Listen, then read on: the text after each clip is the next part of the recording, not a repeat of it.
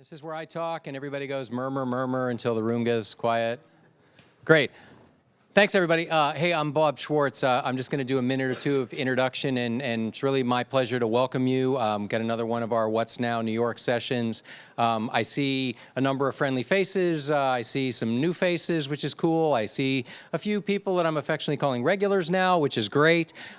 So all I wanted to do is give you a little introduction of kind of where you are, a little bit about Capgemini, and I know everybody's anxious to get, as am I, to get to the speaker and kind of get on with the session. So just a couple of words of introduction and info setting. I'm Bob Schwartz. Like I said, I'm part of what we call the Applied Innovation Exchange. You're in Capgemini's essentially 2 floors here in New York, where we locate a lot of our innovation assets. So this is where some of the cool, sexy stuff is happening, where we're Capgemini, we're a global systems integrator. If you're not familiar with us, please see me at the next networking break. I promise I won't talk your ear out. I'll just give you the elevator speech. But what we do here is basically work with our global clients to help them innovate. I do that as part of something called an Applied Innovation Exchange, which really means we're working with our clients, our own capabilities, and even what we call open innovation. Startups, ecosystems, academics. This is just part of being in that dialogue, being real, being relevant, hearing what's on your minds, hearing from great speakers with new topics. We're happy to do this. We sponsor this program just to kind of give back a little bit, but also get to know all of you folks. So I appreciate you taking the time out of your evenings to join us. Be thinking about your questions and your interactions, because that's what makes the session great. And if you want to know more about Capgemini, the Applied Innovation Exchange, or any of the work that we do here, I'd be more than happy to connect with you. So with that, let me just say welcome, and I'll turn it over to our moderator, Pete Lyden. Pete? Oh, no, I don't need that. I'm wired as is. We're going to, can everyone hear me okay? Yep. Yeah, we're going to dispense with the mics right here. Although we are live streaming, just so you know, and in fact, this is all going out, and we're also going to basically do edited video of this. Anyhow, thank you, Capgemini, Bob. They're great partners. We've essentially, thanks for opening this space up and being great partners in this series. I'm Pete Lyden. I'm the founder of re:Invent, which is a media company based in San Francisco, and I come out every month here to kind of bring a little bit of San Francisco and the Silicon Valley into New York here, cross-fertilize it a little bit. And the idea of this series really started literally almost 3 years ago with Capgemini to really think, how do we find really remarkable innovators in all these different fields and have them explain what's really going on in their space that people outside that field might not fully understand, but also to talk about what they're wrestling with right now. What are the things that are really bothering them? What are the things they haven't solved? What are the things they actually need more help with? And that's for sure what we're going to do tonight with Eli Perzer. Now, there was a time not too long ago when the internet was supposed to bring a kind of a plethora, a democratization of media, a plethora of choices. And in fact, I was part of that early crew in the early Wired magazine when we were figuring out where the banner ads were and how to do commenting systems and all that.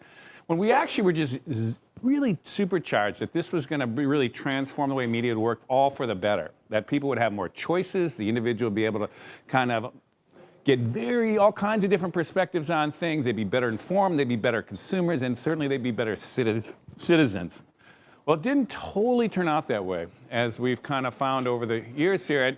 It turns out that the individuals with all those choices would actually pick and choose just exactly what they wanted to kind of see. And the technology companies and the kind of media companies learned very quickly how to actually give them exactly what they wanted.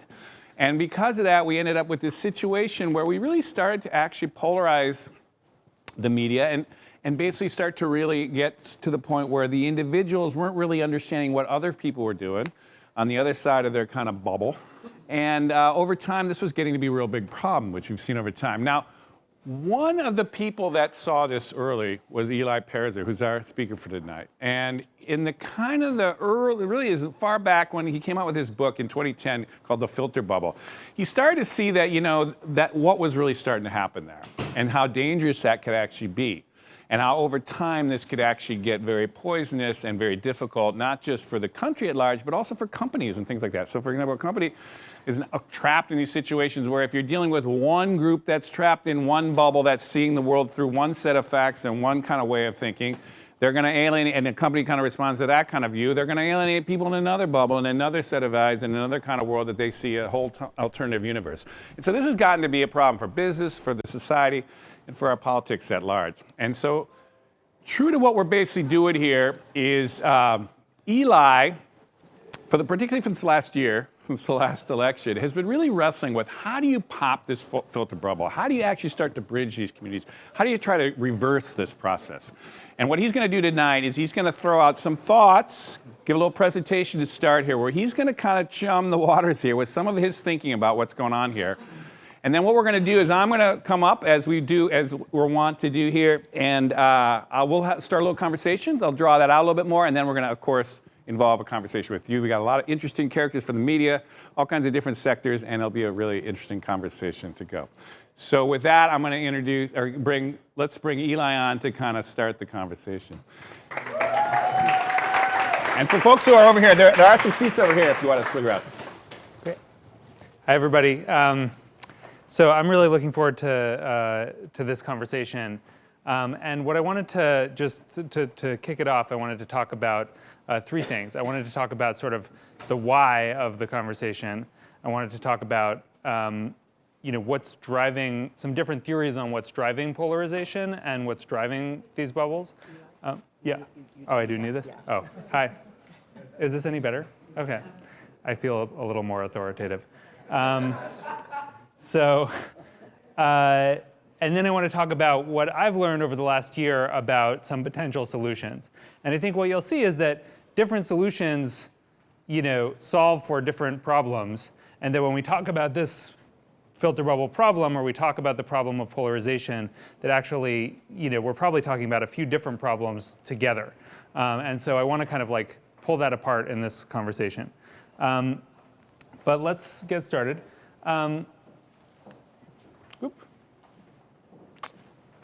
Great, popping the filter bubble. First let's talk about goals, because I think, there's agreement that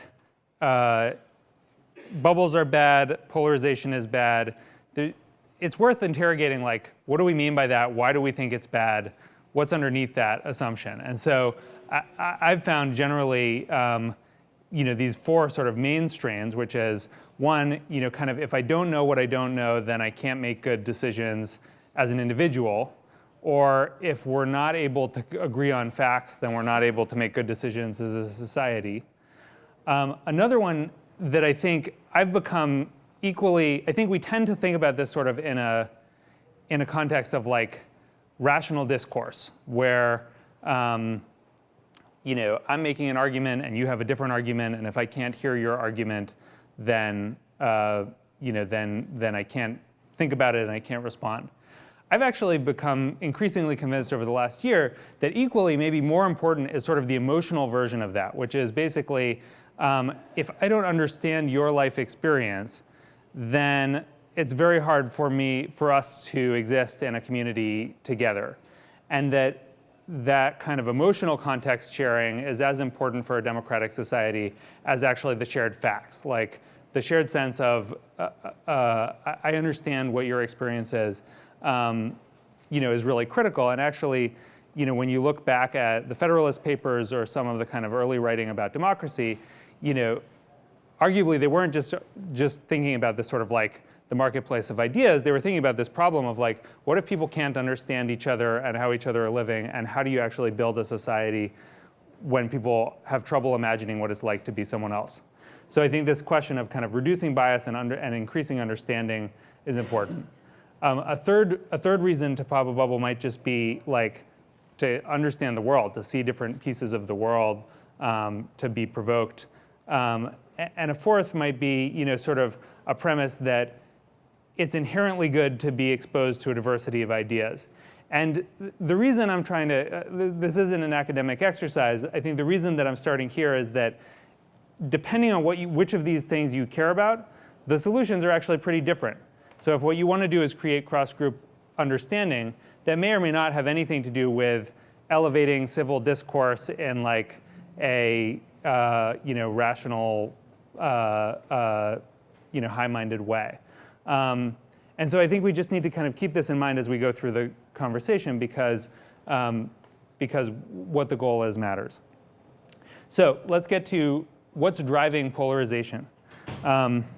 So I'm gonna kind of offer 5 possibilities, starting with a filter bubble. But I actually think there's multiple things going on here. And again, we sort of want to track all of these. So the first piece is this, this idea that I helped to popularize in 2010, that what's driving polarization in America is that increasingly, we're all experiencing media through the lens of algorithms that understand or think they understand who we are, what we want to consume, and that are essentially, trying to serve us more of what we're most likely to engage with. And that this has a couple of pernicious effects. One is it's passive and it's invisible, so we don't totally know who these algorithms think we are. We don't know on what basis they're ruling information in or out, and so we don't know how to kind of adjust for that skew. Like if I pick up a magazine, I kind of know what the editorial viewpoint of the magazine is, but I know much less what the editorial viewpoint of Facebook is relative to me. And then I think the second challenge here is, we don't know what we don't see. So, the stuff that sort of makes it through this membrane, at least we encounter all of that. But all of this, diversity of ideas, we can lose sight of how far off of a common set of information we're in. So this whole thesis that social media is driving polarization, over the last year, a lot of people have been asking me about it reasonably, and I think it's important. I think it's a piece of this conversation, but I actually think when we back up a couple of steps, it's not the only factor, and maybe not even the most important factor in what's driving this kind of phenomenon in our society. And so I think I want to just spend a moment on some of the other things that are driving this sense of we're living in separate worlds. So one of the really important pieces here, oh no. That's it. Thanks, everybody. There we go. Oh no, back. There we go. So another really important piece that's happened over the last 30 years is this geographic self-sorting. So Americans in particular have moved.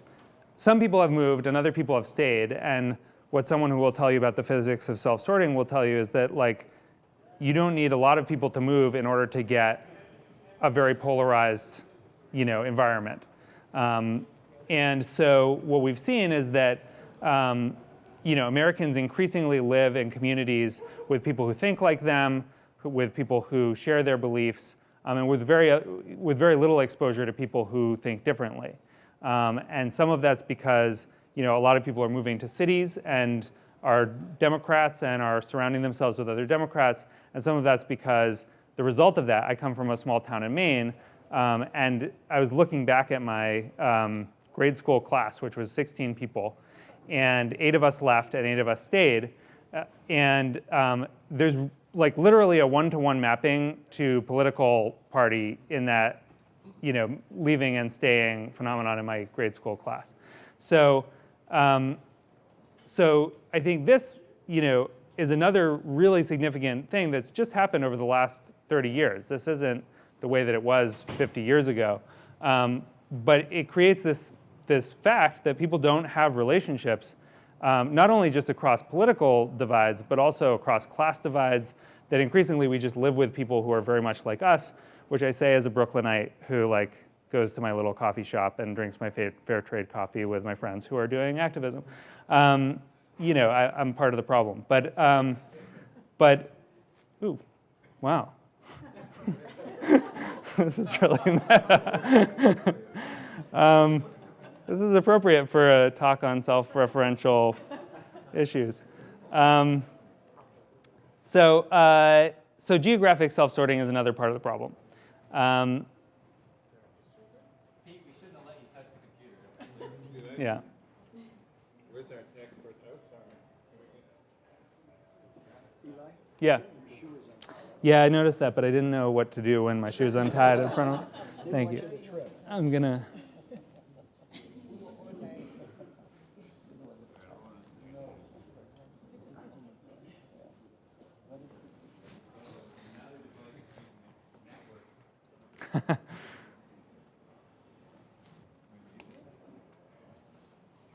I actually, they're just pictures. Like, I can. There's another device taking over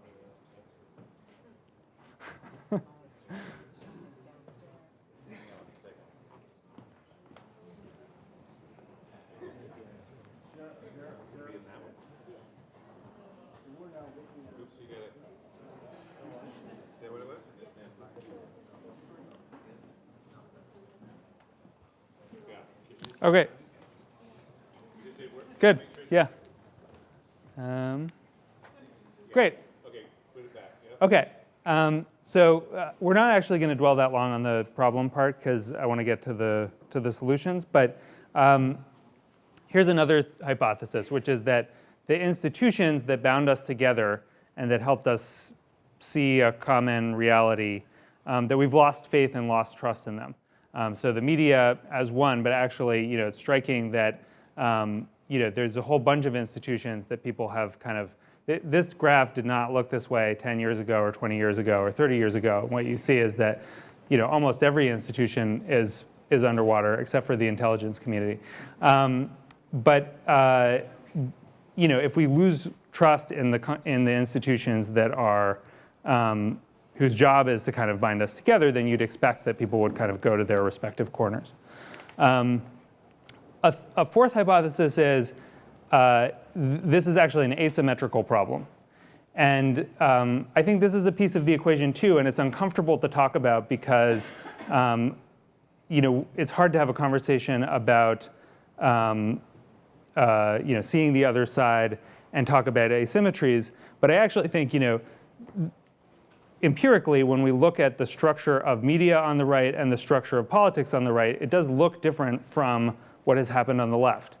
And so there's a whole set of polarizing dynamics that have happened in the American right that aren't fully mirrored on the left. And I think this is a piece of the equation too. Here, what you can see is the sort of this DW nominate score is a way of looking at sort of the partisanship or the ideological nature of voting. And as you can see, Democrats have shifted a little bit to the left, but you see this really strong shift to the right in Republican House candidates over the last quarter century.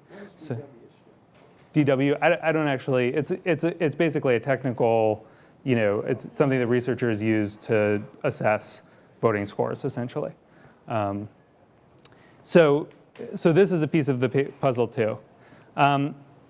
And I think the fifth piece that I think is the most provocative and that I've been really thinking about is, I don't even know where this story came from, but I think I internalized a story which said, when people live in scarcity, when they're fighting over resources, then they're divided, they turn on each other, and they fight. And that when there's abundance or there's wealth, that it's much easier to pull people together and actually form one society. And I think the question posed by this guy, Ron Engelhardt, and a book called Post-Material Politics, is maybe that's exactly wrong. So what if actually when people live in scarcity, they have incentives to work together and they have incentives to trust common institutions? And what if when we all live in an era of where we don't have to worry about our material needs, then we work our way up Maslow's hierarchy, we're more concerned about, who am I in the world and what's my purpose in life?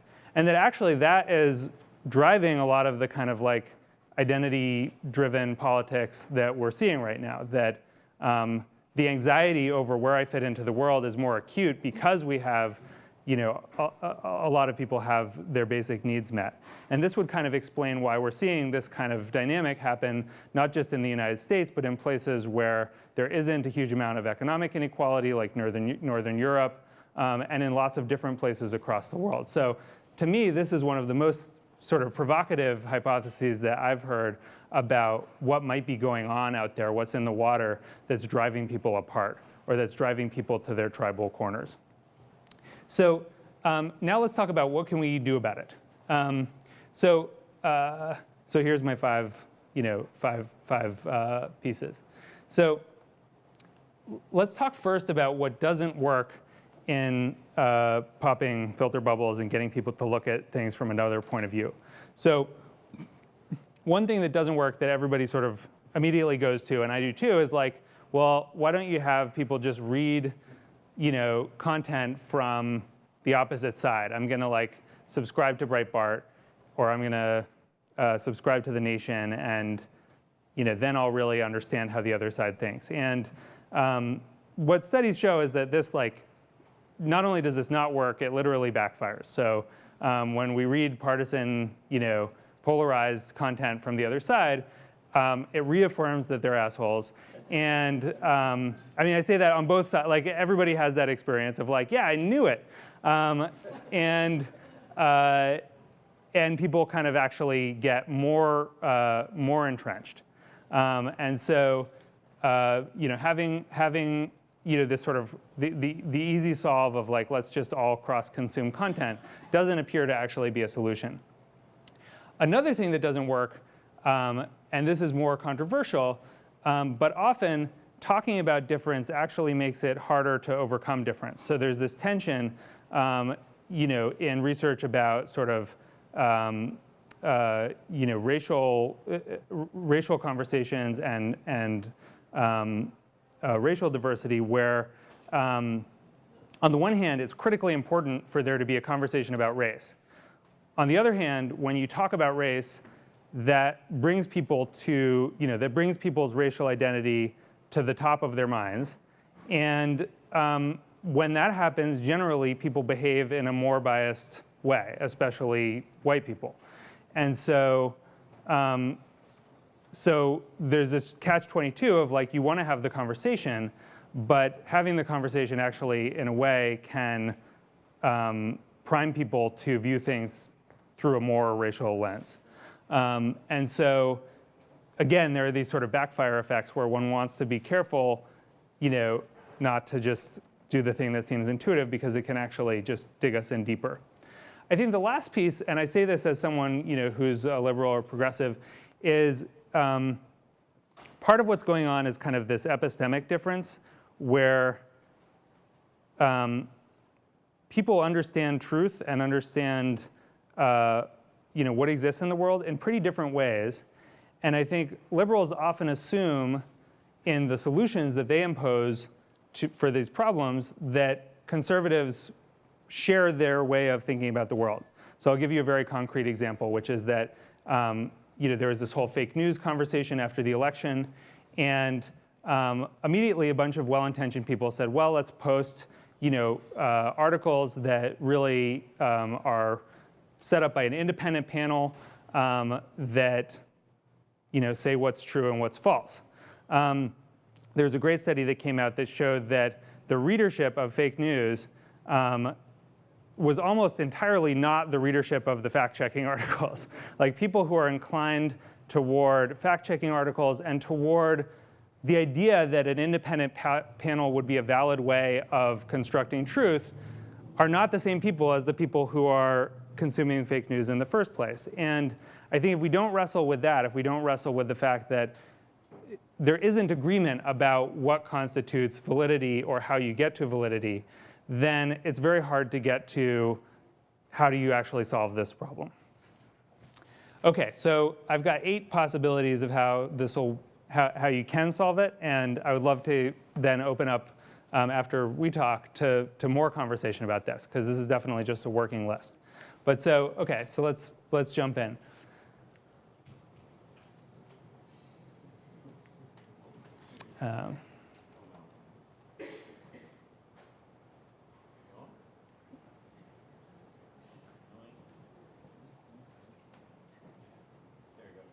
Great.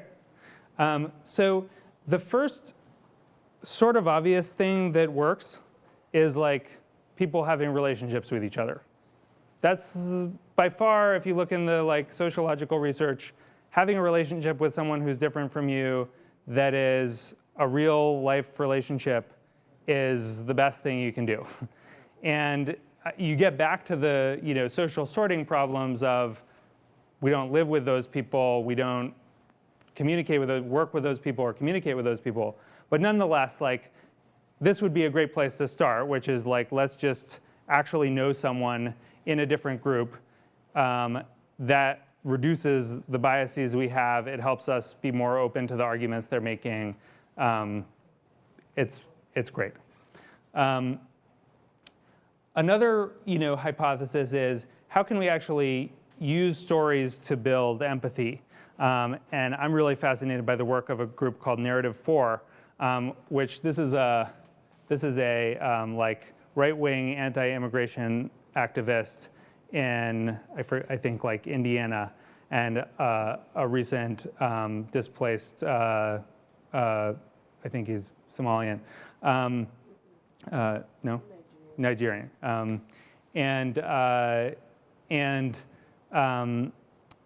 So basically the exercise is they both spend a day learning the other person's life story and then tell it back to a group, including the person they were interviewing, in the first person. And so this guy is narrating his story from the first person. He's narrating this guy's story from the first person. And what the initial research shows is that it's just really hard to, like if you're sincerely doing that exercise and speaking in the first person, it's hard to hold your stereotype of the other group. And so there's a question about like, how would you scale that? But it seems like a really provocative approach.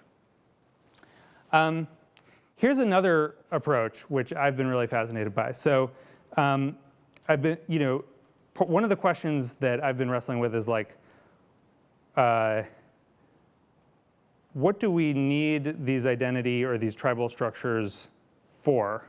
Like what good do they do for us?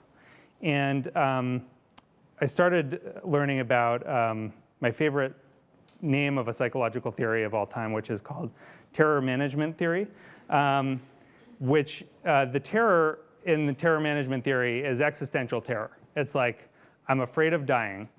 And so the premise is that because we're all mortal, we look for structures to attach ourselves to that give us what's called symbolic immortality. And that a lot of what human identity is about is basically finding things that we can like hold on to when we're afraid of being obliterated, that say like, I'm part of this system that's bigger than me, that's more important than me, and that gives me a sense that even if I die, something that I'm attached to will endure. So the way that this is studied is you induce like what's called mortality threat, which is you have someone write like a half-page article about the physical experience of dying. And then you have them answer a bunch of questions, or you do a psychological study. And when you introduce mortality threat, people are less open to new ideas, more attached to their political beliefs, and more subconsciously biased on a race or gender or any of the other dimensions that you might look at. You generally like hunker down with your in-group and are more biased toward whoever the out-group is. So if you flip that on its head, there's another sort of body of research called self-affirmation theory, which basically is the reversal of that. So you can actually say, write an essay about things that you believe in, or write about who you really admire, or write about something in yourself you really admire. And that manipulation turns out to have like huge effects in the other direction. So people who reaffirm themselves, or whose identities are affirmed, are much more open to other ideas, are much more open to different kinds of people, and much more willing to listen to things that they might not have been willing to listen to. And I run a media company called Upworthy. We decided to like actually test this out. So about a third of our audience isn't into vaccines, or isn't fully convinced about vaccines. And we were running an article that was an argument as to why you should care about vaccinating your child. And for half of the people who came to the page at random, we showed this little box. It was almost like ridiculous. It was like this little box that just said, like, hey, you're a great person for consuming this kind of content. Like, good for you. And then we sent them on to read the article. the group of people who got that affirmation were much more likely to be open-minded about the information that was presented than the group of people who didn't. And so I think it sounds really like cheesy and kumbaya to say like, why don't we all just affirm each other? But I think actually psychologically, it's a really important part of the equation that we often skip over, which is like, how do you provide people that sense of warmth and security so that then in a domain that's difficult, they can actually have a hard conversation. Another related approach here is that in these hard conversations, we tend to start from a point of view of positions. And what you would learn from a good politician, I think applies more generally if you're a brand or if you're anyone who's trying to kind of like talk across groups, which is that if you speak in terms of what values you believe in, you do two things. One is human beings are always trying to ascertain motivation. And so actually like explaining your motivation, here's what I believe in, here's why I'm here, is actually really useful because you take away that whole process of like what might be your covert motivation, or at least you downgrade it.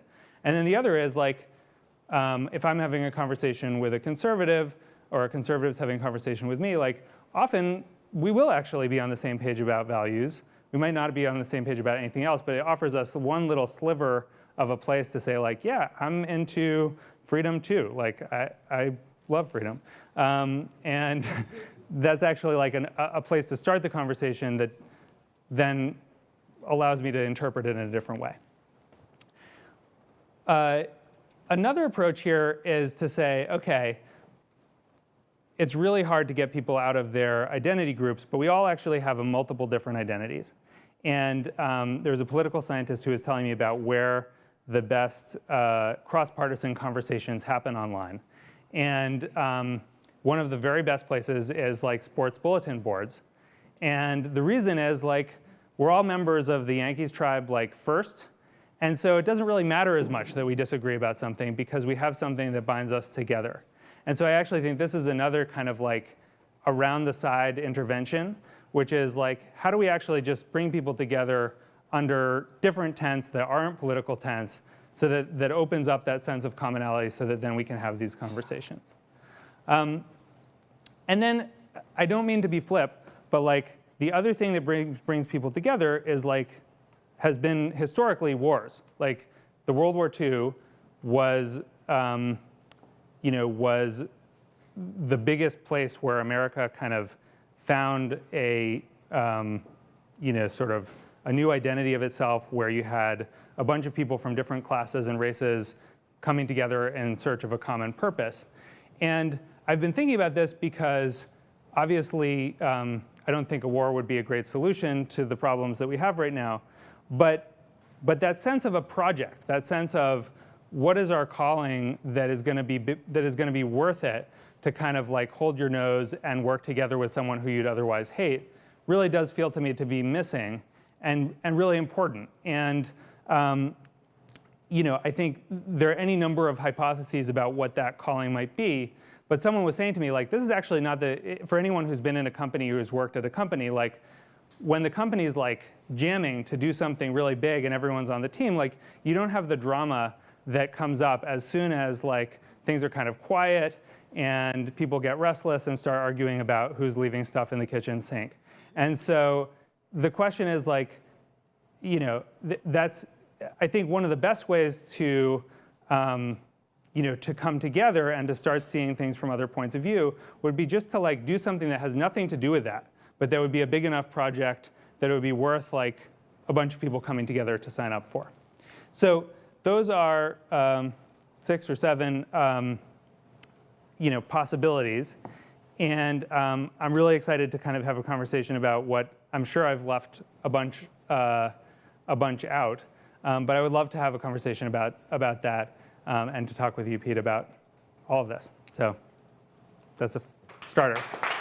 Thank you. Awesome. Yeah. Well, let's actually. Why don't you get on this side and I'll get on this side here. Oh no, yeah, that's fine. Okay. And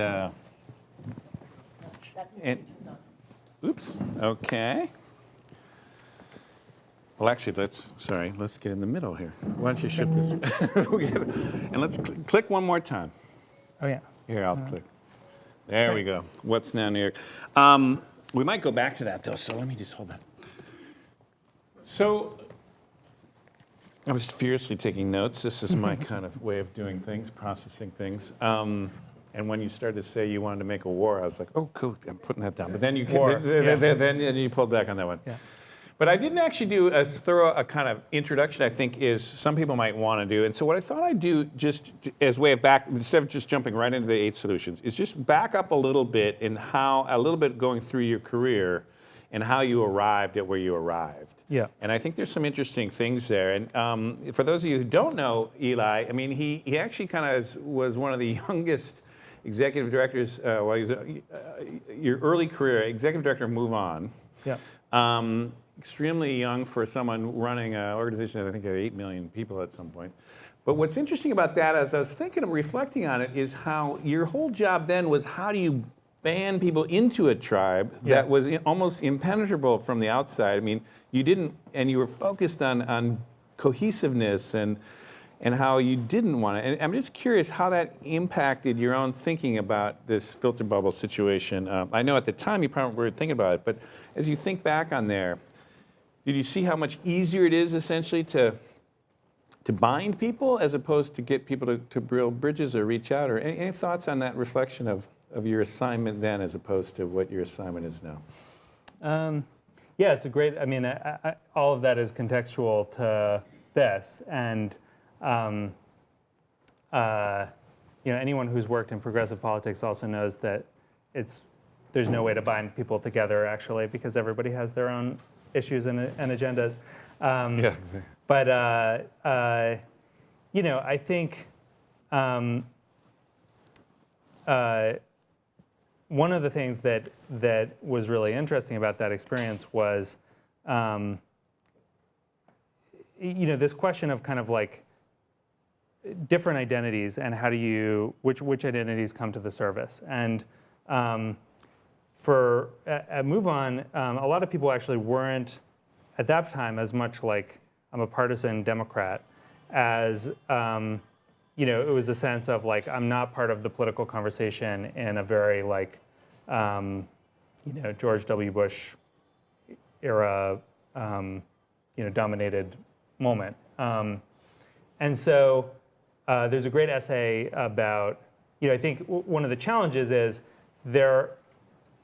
it is useful for communities to come to, the only way you get diversity is when communities kind of can create a little melting pot or a little place where they bubble up ideas and start to come up with a sense of their own identity.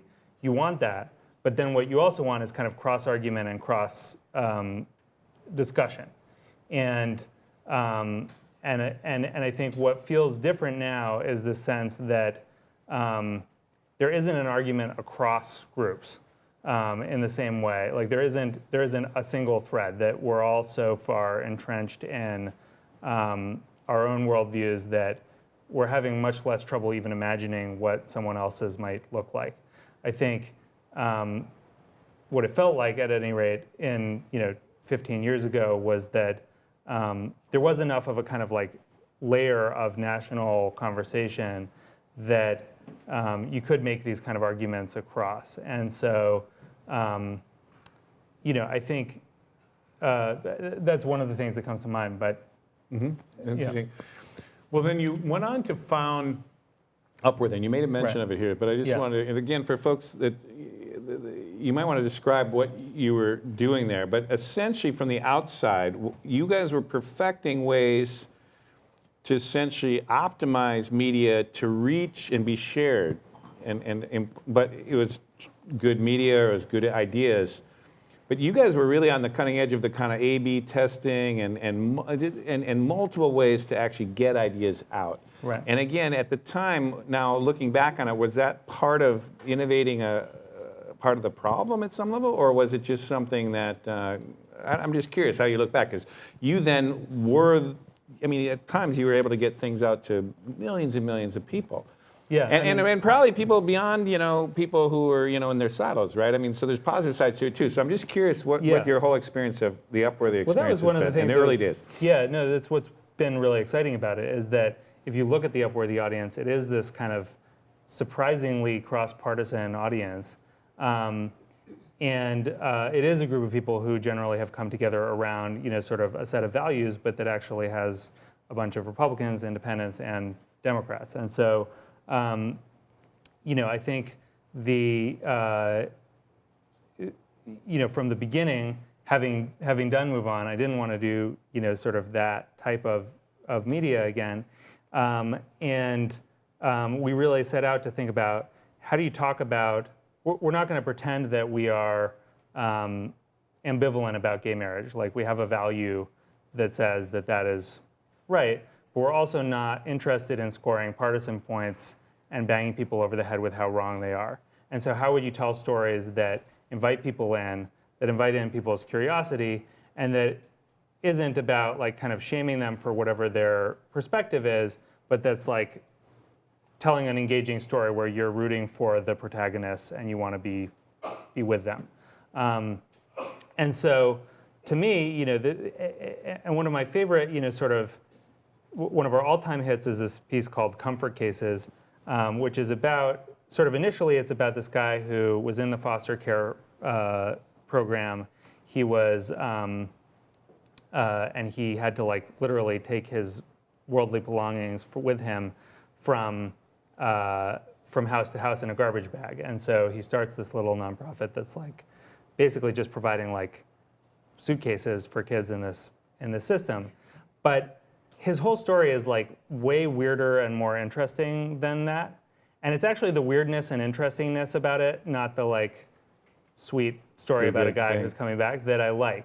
Because I actually think like curiosity is the biggest antidote if you can pull it out in people to polarization. Like if you can hook people on just like, well, that's weird. I wasn't expecting that. That kind of like calls attention to the schema that they came to the story with, and then enlist them to like go find out what's actually going on. And so I think at our best, like that's what we've done is sort of like told stories that were just interesting enough or weird enough, had some texture to them where it was a good story and it was interesting, and then it also brought them into the world of someone who they wouldn't otherwise naturally like And also, be in the world of. totally hear you on that. But there's also this perfection of the headlines and the right framing. I mean, is that because you guys again were? I mean, my understanding is you used to test 30 headlines and. Right. No. Yeah. I mean, maybe explain just that for those that are trying to Totally, yeah, wrestle no, with so- kind of viral marketing like that. So, I mean, our view was, in a newsfeed world, entertainment content is going to win out over content about social issues. And so, how do we actually like find ways to engage people around social issues, which will tend to be a little less naturally, clicky than some dude falling off his roof? How do we actually engage people around that stuff? And so we've tried all sorts of things. We've sort of like really set ourselves with that North Star and tried a whole bunch of things, which we were kind of like the first to, figure out some of these formats, some of these ways of talking to folks, because we felt like it was really critical to like actually, have a large scale conversation around these topics. And so, I think in retrospect, like, I don't love some of the headlines that resulted, but I think like I feel like it's there's a sense that that sense of like a public sphere or a common set of ideas, we're talking about one slice of that, which is like the partisan slice, but there's another slice which is it just falls out of view entirely. Like most people don't consume news at all. It's not a problem of they're consuming Breitbart or consuming The Nation. They're just out. Right. And that's easier to do than ever before. And so how do you actually like break through that and be really aggressive about that? And you guys really perfected that, and then it kind of went over the whole industry at some level. Yeah. jammed down again. So now you're the president of Good Media, which is Upworthy is part of that. But part of what you're doing is providing kind of consulting to companies who are also trying to understand their branding and how to use media. Say a little bit more about what Good Media is for those that don't know it. And also, it kind of opens up this question of how do you talk about this kind of filter bubble, or how do you reach out beyond the converted? I mean, talk a little bit about how you're starting to rethink that in your current company. Yeah, so I mean, we work with a lot of brands where they're, so Good Media, we came together with an organization called Good, which was a magazine and a digital consultancy. You know, what we've been trying to do is kind of like, on the one hand, you know, build this media platform, and on the other hand, really sort of distill what we're learning for folks who want to, you know, do something purposeful and socially positive with their brand. And so, which is like a dicey road at this moment, because it's very easy to piss people off. It's very easy to do it wrong. It's very easy to speak to one side and not the other. And so what we've kind of been doing is trying to figure out like what are programs that can engage people across these divides or engage them in different ways. You know, a lot of it is, you know, this question of, is there, you know, it's funny how brands are still so reluctant to speak to like what they believe in or what their values are in any kind of real sense. And what we remind them is like, not being in that conversation doesn't earn you any trust. Like, people don't trust someone who is opaque and obscure and whose motives they can't ascertain. And so you kind of just have to like figure out a way to speak authentically about what you believe in, but do it in a way that's not alienating or not needlessly kind of dunking on the other side. And so that's, you know, that's the kind of stuff that we do with brands. Can you say anything about the brands, the kind of brands, or are they kind of socially kind of motivated brands, or are they Sure, just yeah. I mean, generally we work companies? with you know, Unilever and Starbucks and Google and a whole bunch of brands that you know, that have programs that have some kind of social good or social impact mission. How much in that, just out of curiosity, is getting caught up in this polarization, filter bubble discussion? Like, how frequently are you hammering that out with? Yeah, well, whoever you're dealing with in it's those a very, conversations? I mean, everybody's being called on to take sides. You know, there's a lot of activism that's happening that's, you know, that's calling on brands to, you know, if it's the Parkland, you know, shootings, going after advertisers on some of these programs, or, you know, everybody's kind of like being watched very carefully. And I think, you know, the truth is there are a lot of brands where like there isn't some core purpose that's very appealing, or they don't know what it is, or they've lost sight of it. You know, so there are people who we haven't been able to figure out how to help. But I think often it's about kind of having the courage to say like, no, just we believe in this, and there's something about that people respect. Like, there's something about the tiptoeing around it that's actually less. You know, what you find if you're getting together people from different political points of view is that you know, saying like, I'm on the fence or I don't have any views, it doesn't buy you any friends. It doesn't buy you friends on the side that you actually sort of sympathize with, and it doesn't buy you any friends on the other side. Whereas saying like, look, here's who I am, here's what I stand for, there's credit that you get for that even if you disagree. And so finding those points to like kind of encourage people to stand up is a piece of work. So one that's been prominent, for example, Delta taking the position on canceling the NRA special deal, and anyhow they got caught in the middle of that. Do you think they handled that in a kind of way that would values first?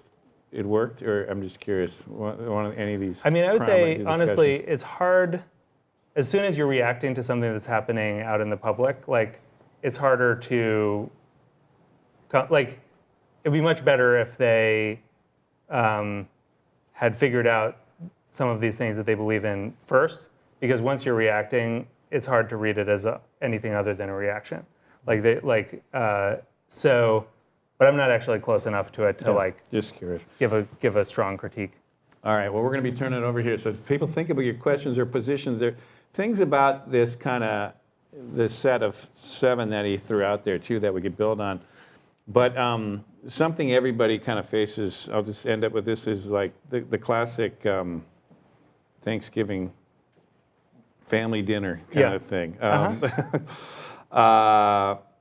I mean, really, it's gotten so bad that, even that most intimate kind of gathering is really starting to unravel. And I don't know, have you any thoughts on just literally bringing it even really personal to beyond kind of a brand or kind of organization, or what do we do for the country, but like, what do people just do? I mean, I guess the same things apply, your same principles, as opposed to, I'm literally from a family in Minnesota. We're split 50 because kind of a battleground state, or bluish, but essentially half my family's conservative Republican, half is liberal Democrat, and my little sister's the swing vote, basically. And but it's interesting how that's gotten increasingly difficult, actually, over time. I mean, I guess I would say like certainly the affirmation still applies and is critical, which is like people get stressed about their identity or cling to their beliefs when they feel insecure. And so finding ways to give people that sense of security, that opens up the possibility of a conversation.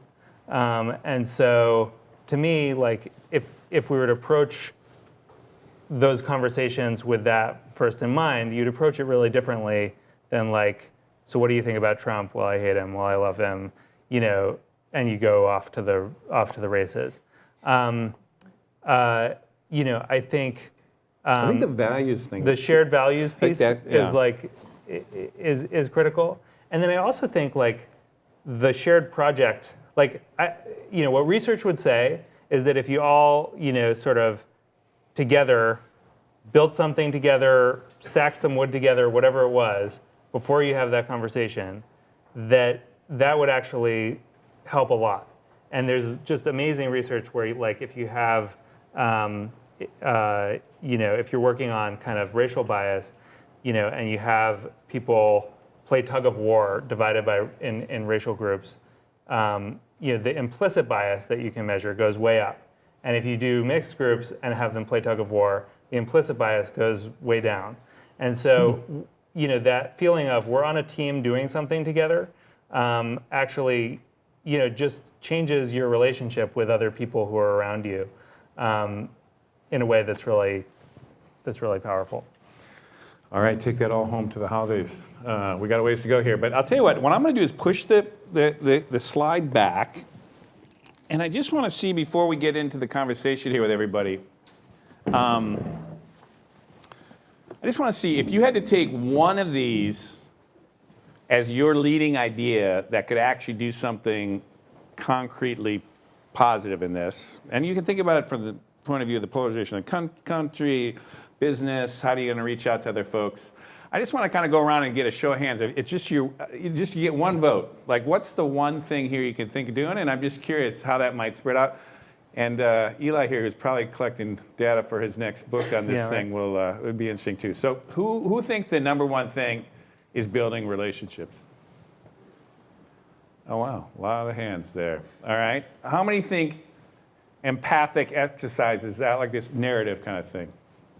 All right, there's folks that definitely think that's good. Oh, that's another, okay. How about this affirmation? You're a good person kind of thing, right? Oh, on the way back there too. Oh, Ben. Lead with values versus tribal signifiers. The values, that seems like a pretty good balance there. Build cross-cutting tribes. There's one, two, few. Which one? No, wait, the cross-cutting tribes, okay. Sports. The sports one. Actually, Theo, there's one that you were all involved in. War. How many? No, not war, but another big project. How many think that's really the critical thing? That's interesting. That's an interesting mix.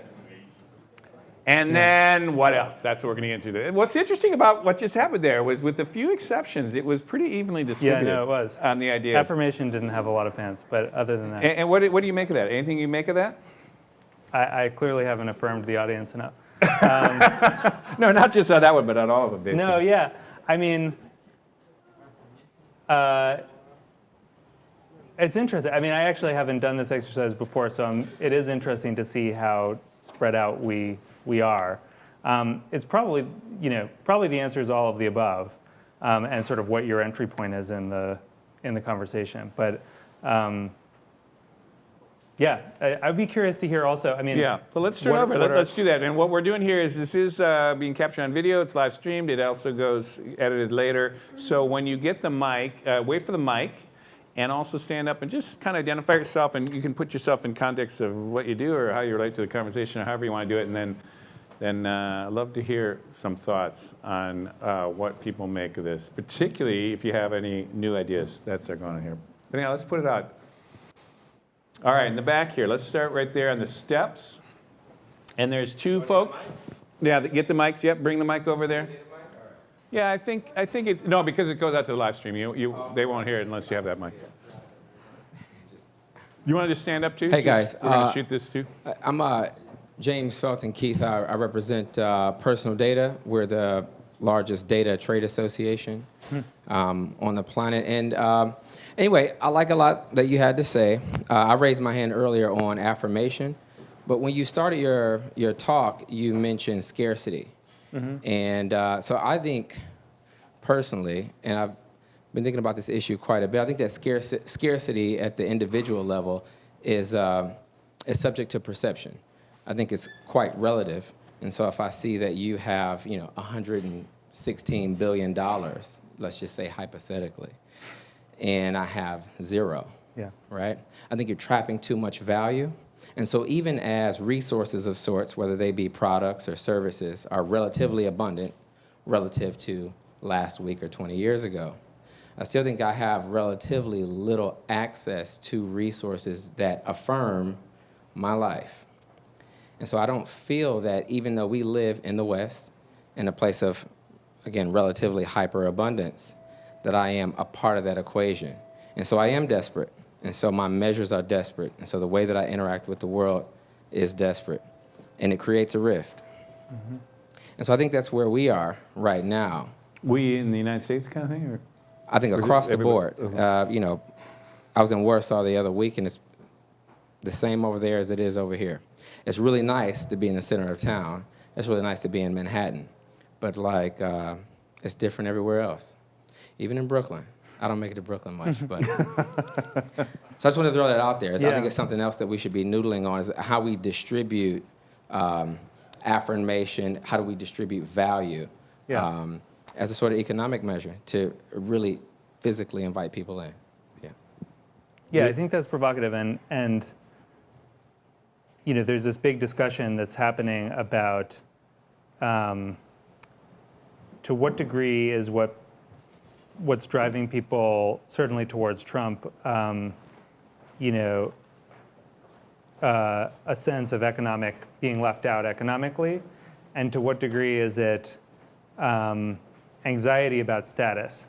And I actually think that anxiety about status to me is, I think maybe this is what you were saying, but it's less to do with sort of how I'm actually doing economically or even how I'm going to do economically, but it's what does that mean about where I fit into the world and how important I am in the world. And that anxiety, I think is a kind of an undercurrent in a lot of what we're experiencing right now. So I don't know if that's exactly, Okay, Michael, let's if people want to just throw their hands up and so I can keep an idea. I'm going to out a few people here for sure because there's a few people that could really contribute here. But Michael here wants to, can we get a mic here to Michael? Michael's one of our regulars, but he's always got something interesting to say. Michael Smolens of DotSub. We're a technology business to enable video to be in all languages, so everybody. So my personal sort of take on this is that where we are today has taken about 40 years to get us here, from 1980. If you can argue plus or that sort. In your mind, if all of these things happen successfully, if whatever you're talking about works and you have new relationships and empathy and all of these, in your mind, how long do you think it could take to move in the direction that you really would like to see, that Upworthy is, that Move On was created for? Knowing what hasn't worked and knowing what's not working now with the best combinations of everything. What do you think? Is it a generation? Is it 2 generations? How long do you think it would take to really move the needle Yeah. in a direction that you're happy with? That's a good question. Yeah, I mean, I guess I don't. My sort of underlying assumption is things are going to change more and more rapidly. So I would anticipate probably that the pendulum will swing and swing again fairly quickly. But I would say, I mean, my vote was for this big project notion, because I think actually, like, people can really shift. You know, if there was an alien invasion tomorrow, like, you would see a lot of changes in geopolitics and in how people were engaging with each other, and a bunch of this stuff would just drop away. And so, you know, I don't know. No one's like come up to me with a, you know, sort of, I haven't heard the perfect pitch for what that is that would unite people, but I think in those contexts, people can shift really quickly. Where are the aliens when you need them? Yeah, really. Honestly, They're here. You saw the videos from CNN.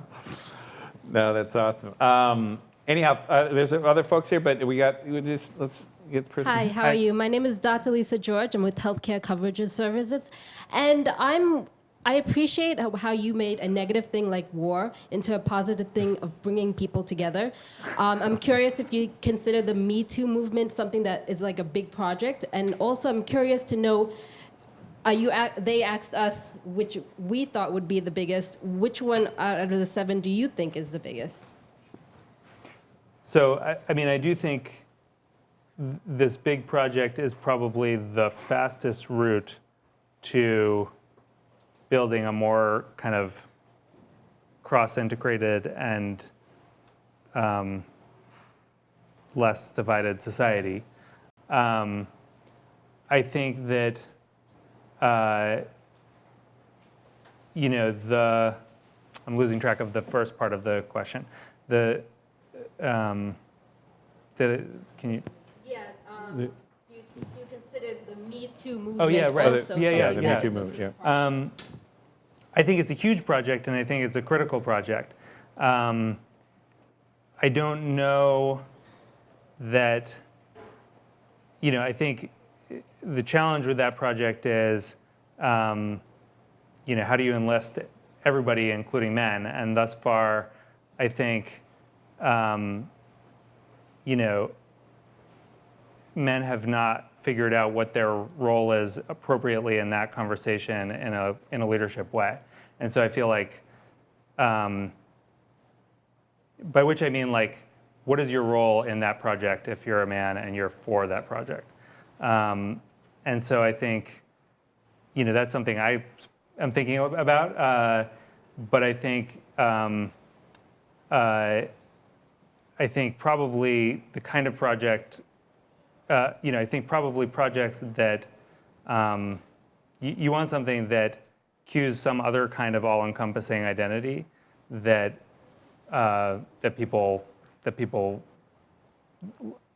doesn't sort of play along some of the fault lines that people are already kind of inclined to have friction around.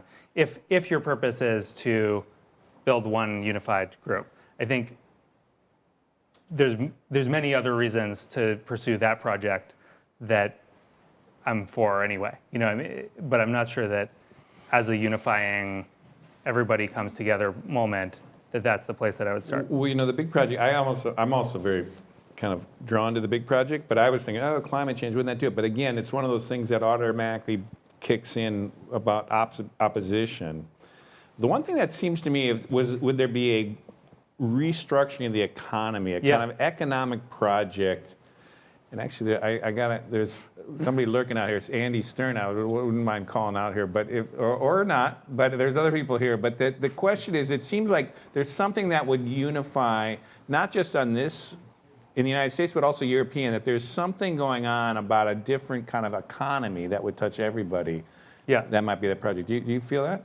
And I don't know if Andy wants to talk about Yeah, I it. mean, there's some big infrastructure something, for example, which, I mean, there's a different kind of economy in general, and then there's also a big economic project that you could get everyone involved in. So a national infrastructure program that was at a large scale that was funded in part by, private entities and in part by public entities would be the kind of thing that would start to, if everyone after high school spent a year going somewhere else and building a bridge, you would start to have some of the same effects that World War II had in terms of cross understanding and integration as a country. And so that's where my head goes, but I don't know. Okay, any thoughts Yeah, on that? Hey, Andy, I would love to. So no, Andy Stern here, just identify yourself, but he's kind of up in that space right now. Thinking big on economics. So I'm Andy Stern. I used to run a Can union. I you used to stand run a up? union called SEIU, and now I'm part of the Economic Security Project, whose purpose at the moment is focusing on the question of can cash transfers actually solve some of the inequality that people have. But I do think, there's been a lot of recent research that talks about whether it's guaranteed jobs or cash transfers that has remarkable cross. When you stick to the value questions, not the position questions about whether people in this country who want to work or who can't work, should be poor or should not have opportunities. I think we're seeing, if you handled it right, kind of talking about the economy differently than let's tax the rich or let's screw the corporations or let's do something very specific. So I think there is a moment of anxiety and insecurity that exists right now, and we should not fall into the blaming, place, but see it as an opportunity to test out some of your ideas. Let's get a mic here to Camel. Do you want to stand up and identify yourself? Hi, I'm Camilla Barungi. I'm a strategist and a creative, and I picked war and another project. I actually lived in war, and I've experienced countries that have recovered from war, like, for example, Rwanda. I don't know if you guys are paying attention to what's happening in Rwanda and how they've recovered after 25 years after the genocide. But I wanted to say that there is a big project already happening. 173 countries have signed with the Sustainable Development Goals. So that's the big project, that's the big economic project. Yeah. It's already happening. A lot of corporations are signed up to this. It just seems not to translate with the consumer. Like, I work within that space. I work along the sidelines of the Sustainable Development Goals.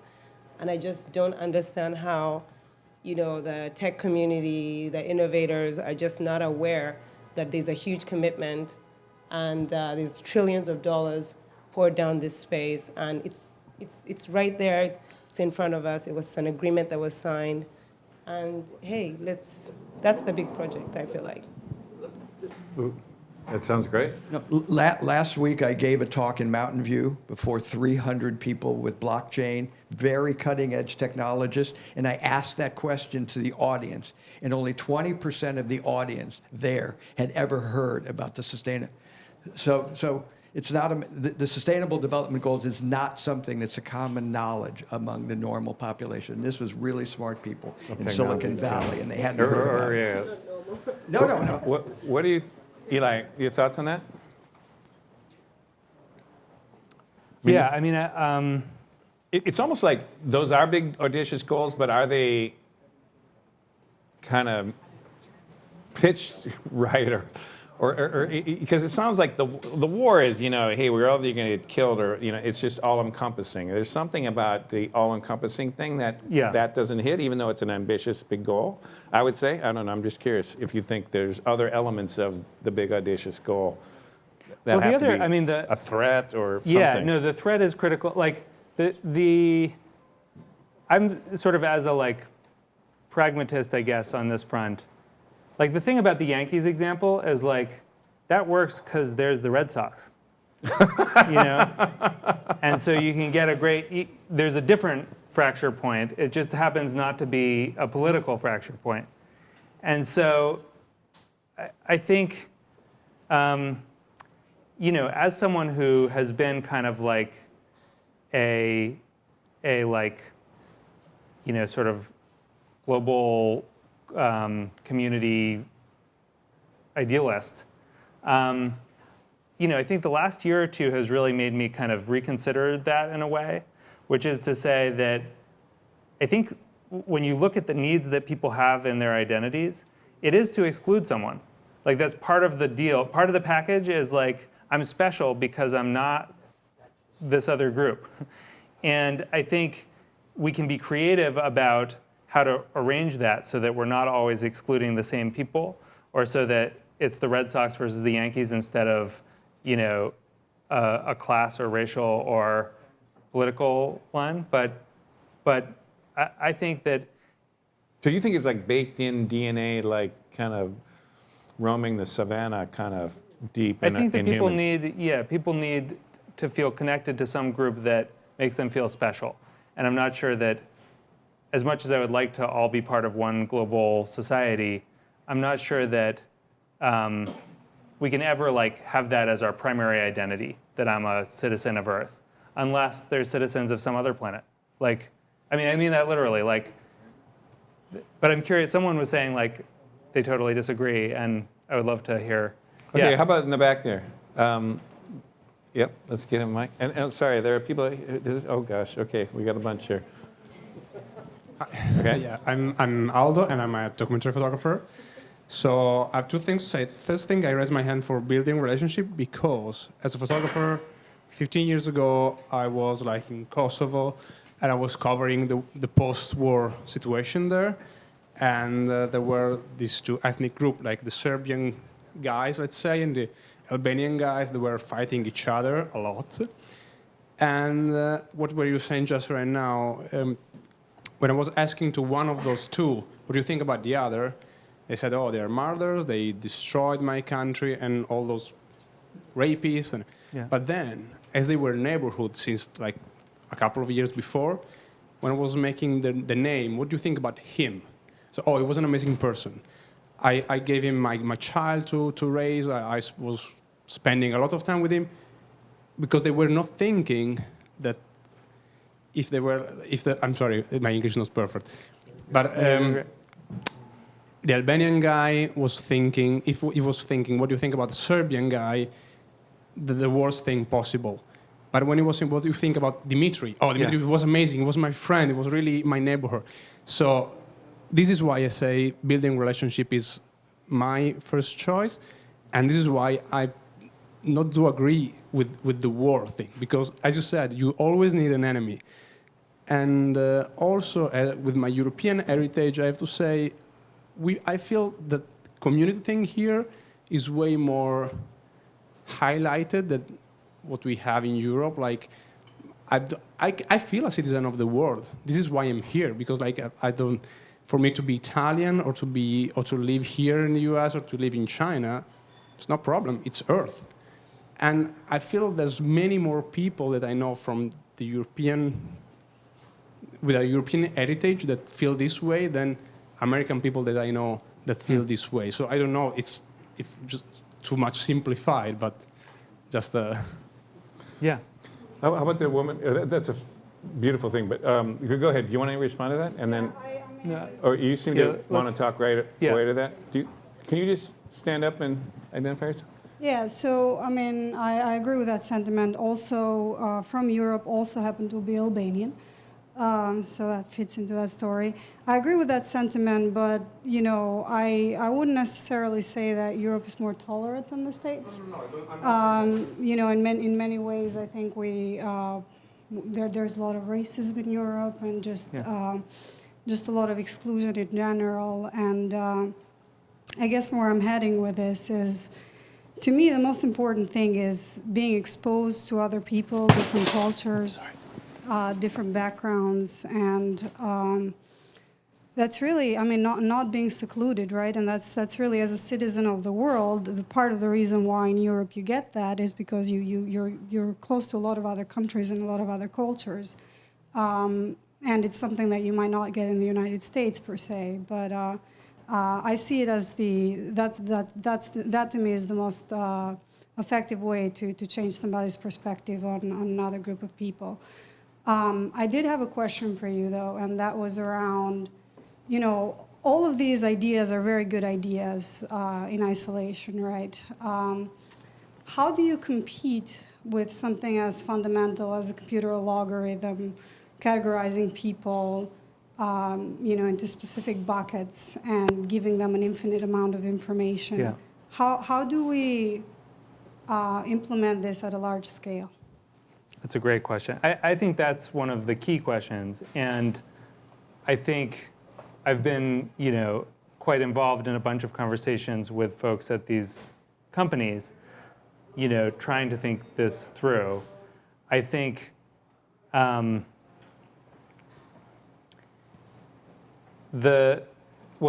thoughts. One that I've just been mulling on recently is, I think from Tim O'Reilly, who talks about, that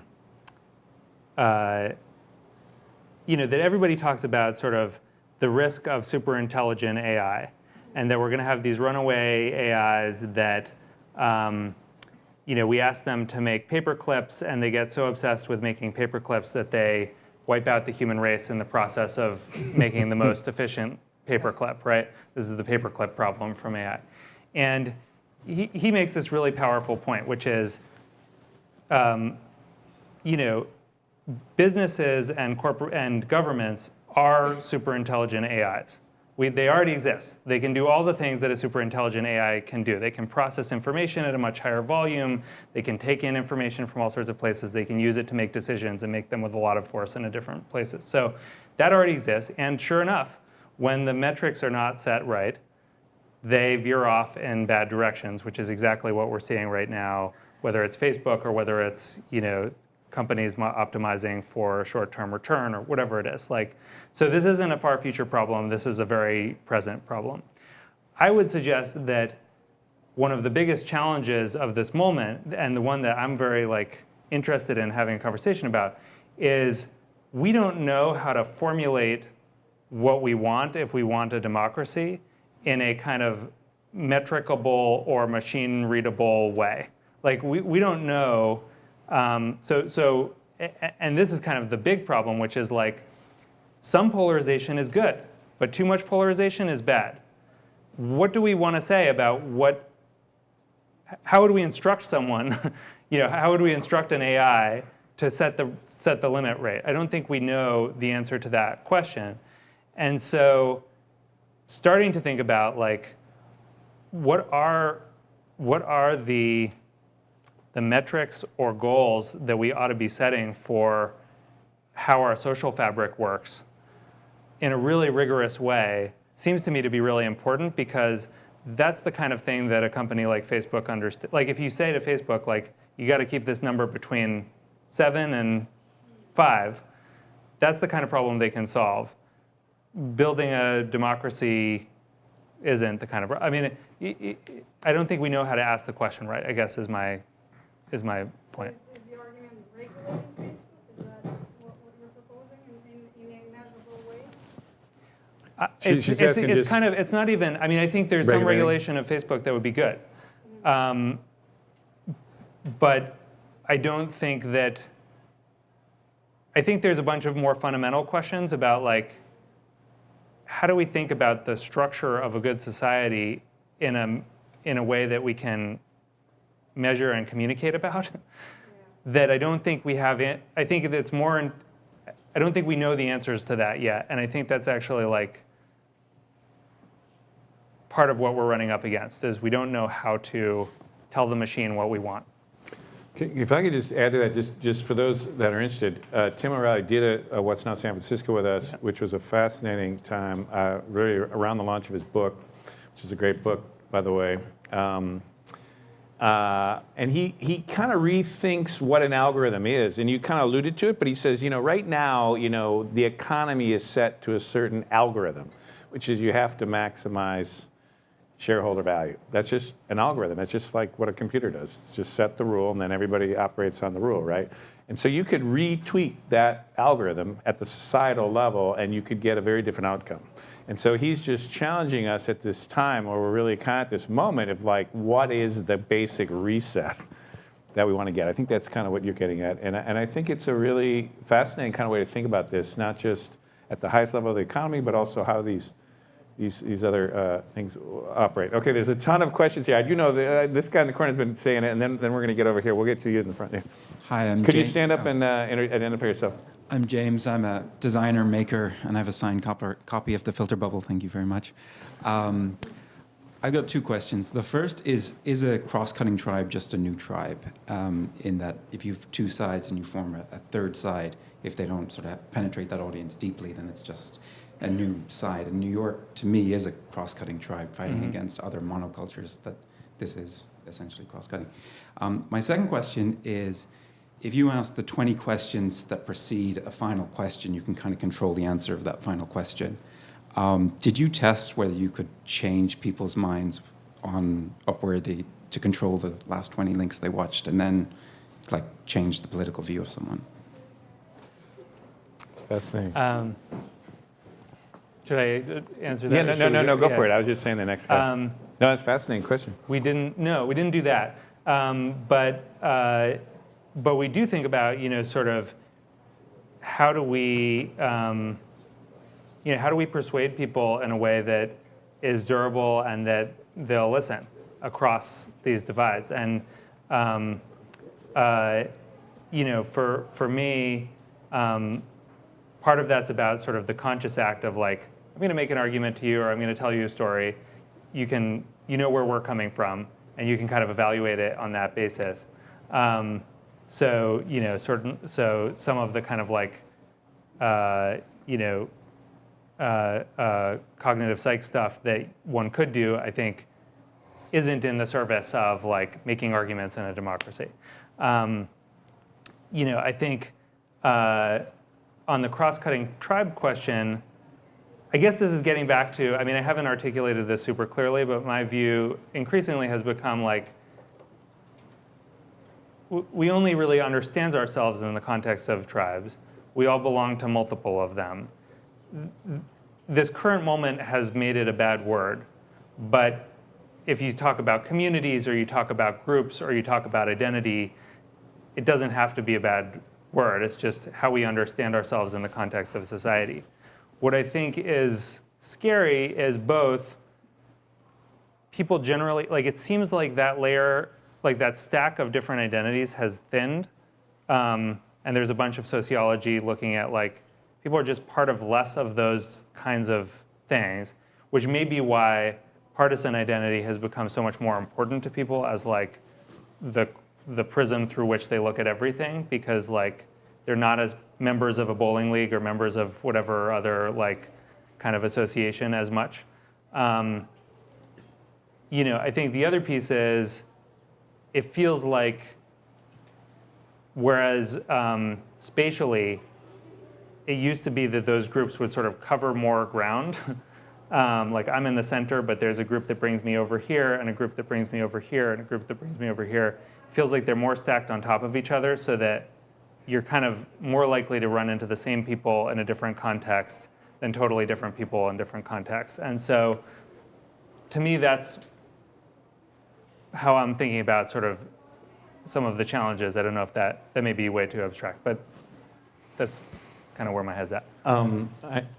Now, I don't want to hold too many folks away from the cold beers, and Yeah. there's a little more food to come out. But we still have a few minutes here, so more than one question. But go ahead. I'm Harit Topsakalian of Cognitum, which is an artificial intelligence platform. Oh. And actually, the aspect of data does concern me, because I wonder if anyone has done the research or has even looked at this issue, the polarity and the difference in values, almost comparing it to looking at it from almost like religion. Because even discussing with people or getting into arguments with people, let's simplify it and say like the Trump camp and the Hillary camp, it's almost like they're different faiths.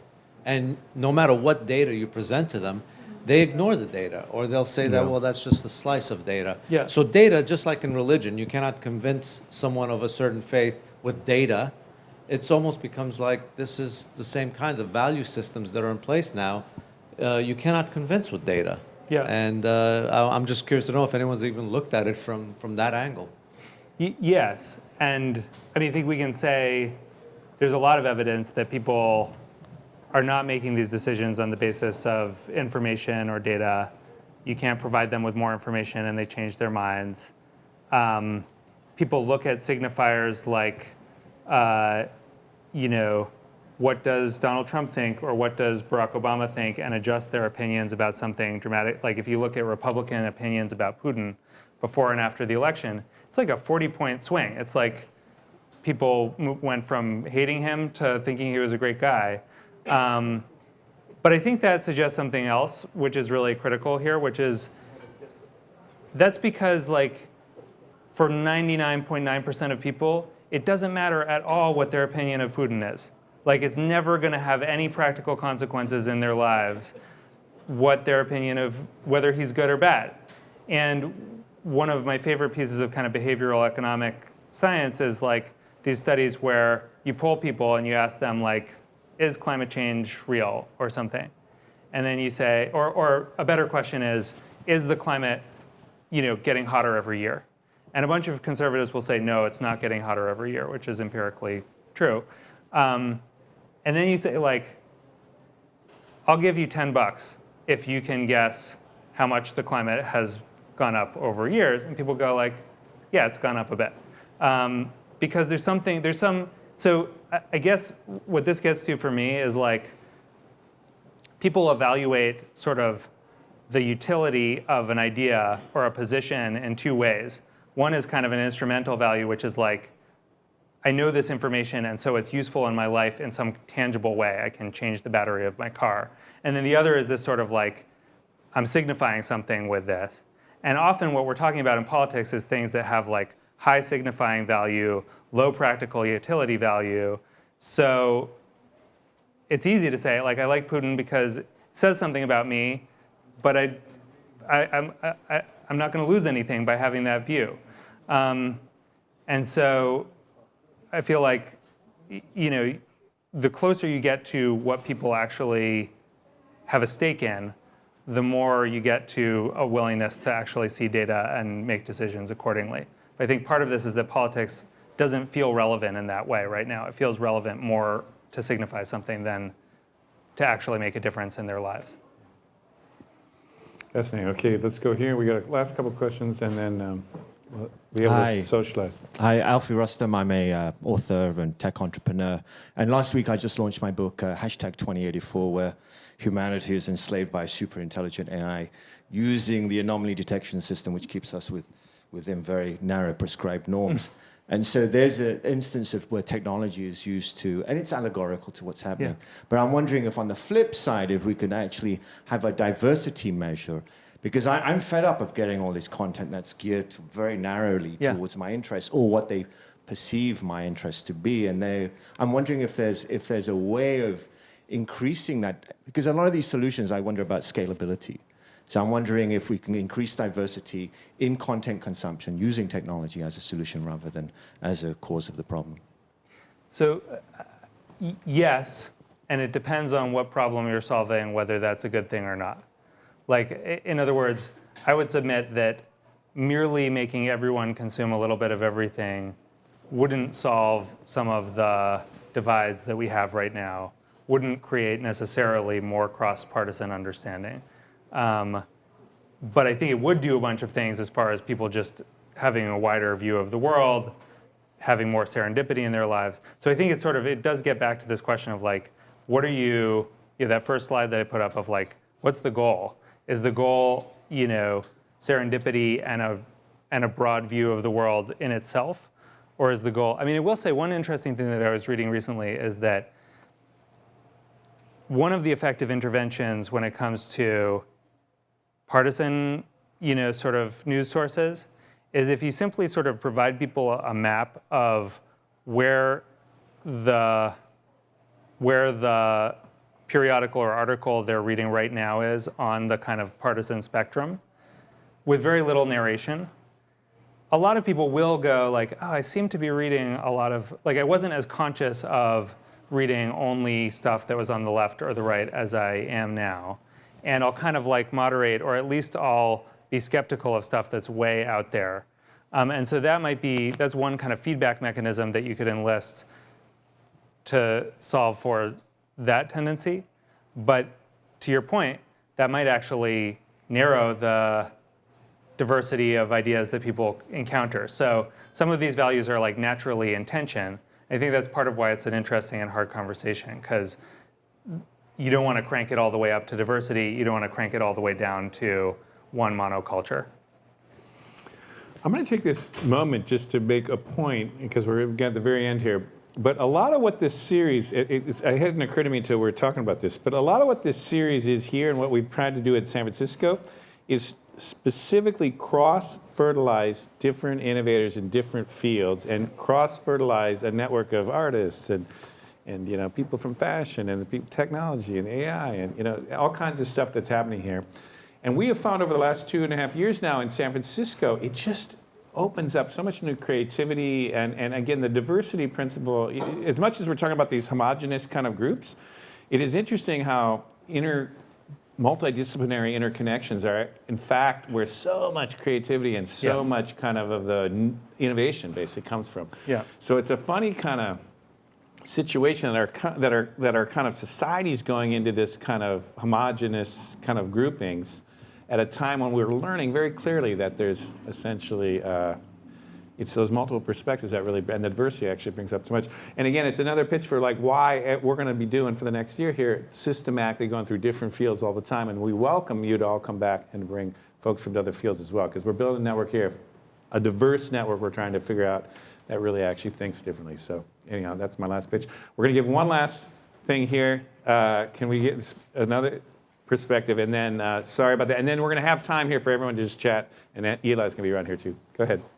Hello, I'm Christine Almeida, and I am an entrepreneur here in New York. I actually just started a sustainable events company. Okay. So I'm in a unique position, actually. I'm originally from Mexico, and I lived in Texas, so half my family is very Republican, and then obviously, in Mexico, although Republican, have gone a different way with Trump. So our WhatsApp conversations can get very interesting and very long. Anyways, but I found that something that has always kind of brought us together has been events and experiences. Mm-hmm. And so I'm kind of wondering your views on a sort of bubble that has come around sustainability as a topic. Mm-hmm. And then also during these events, kind of thinking about music, art, and fashion as a language, and how that could kind of serve as creating its own tribe. And kind of not as much sports, but in the same way, serving the same function that the Yankees would serve, but music. Art and music, awesome. Yeah. Cool. I mean, I think a shared experience is a really powerful. I mean, when you talk about World War II and what it did for American identity, it's partly just this experience of everybody going through this traumatic, momentous, heroic journey together, and so I think that's absolutely one of the ways that you can kind of bind a group together, and I think there's definitely something to, I mean, the same political scientists who look at sports actually looked at sort of fan groups of some TV shows and found a similar phenomenon, and my favorite one was Lost, where the Lost fan boards apparently were just like this very respectful yet interesting discussion of politics across party lines. I guess the last thing I'll say on this is there's a bunch of research about the role that fictional storytelling can play in placing people in the same reality, which is sort of a hilarious notion that like we have to escape to fiction in order to like live in a shared reality. But actually, like if you, the classic study is if you take a group of people and show them the same study on the death penalty, people who believed that it was wrong will come away more convinced it was wrong. People who believed that it was right will come away more convinced that it was right. If you instead show them a fictionalized story about what's happening in a death penalty case, they'll actually converge more. And the reason is, I mean, very simply, like, you can't argue with the facts in fiction. The facts are the facts. And so then you can actually sort of wrestle with like the ethics or the connotations of that. So I actually think like there is a role for the arts in all of this in helping us like if we can't find shared space in waking life, maybe we can in our dreams is like kind of the notion there. But anyway, thank you all for this conversation. It's been really great, and I look forward to continuing. Well, let's give them a great hand, folks.